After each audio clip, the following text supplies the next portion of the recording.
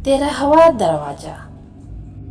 एक खौफनाक रहस्य जो कभी खुलना नहीं चाहिए था। उत्तराखंड के ऊंचे पहाड़ों के बीच बसा एक प्राचीन राजमहल था। चंद्रकोट हवेली।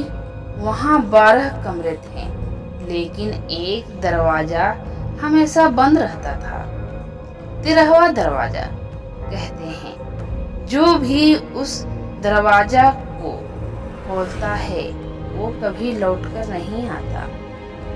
इस कहानी का मुख्य पात्र ये है रिया, एक इतिहास की छात्रा जो रहस्यमयी इमारतों की रिसर्च करती है।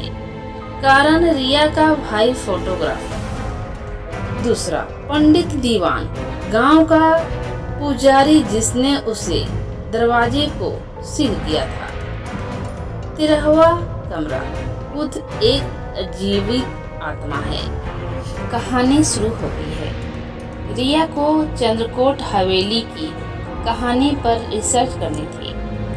गांव में पहुंचने पर सबने चेतावनी दी, 13वां दरवाजा मत खोलना बिटिया। रिया जिद्दी थी। वो और करण हवेली में घुसे। पहले 12 कमरे एक जैसे थे, धूल, अंधेरा और वीरान। पर 13वां दरवाजा, उसके बाहर संस्कृत में लिखा था, ईंधन खोदम मृत्यु द्वार। इसे मत खोलो, यह मृत्यु का द्वार है। रिया ने जैसे ही दरवाजा को छुआ, अंदर से किसी ने खींच लिया। करण चीखा, रिया!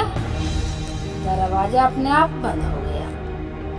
रिया बाहर तो आई, पर अब उसमें कुछ बदल गया था। उसकी आंखें काली थी। वो बिना छुए चीजें गिरा देती थी। रात को वो बड़बड़ाती थी, मैं अब रिया नहीं, मैं 13वां दरवाजा हूँ।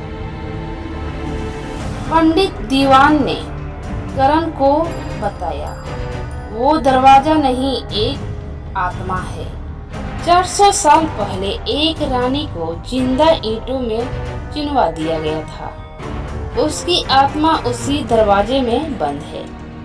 अब रिया उस आत्मा की कैदी बन चुकी है।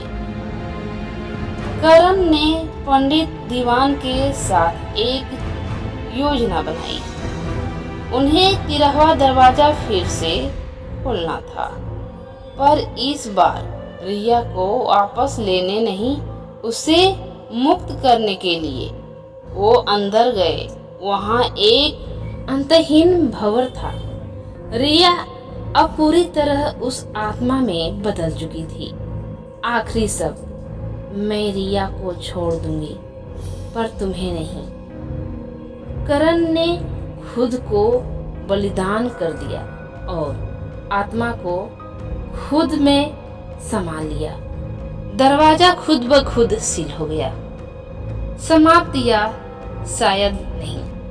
आज भी चंद्रकोट हवेली में एक दीवार पर लिखा है, अब मैं 13 नहीं, मैं 14वां दरवाजा बन चुका हूँ।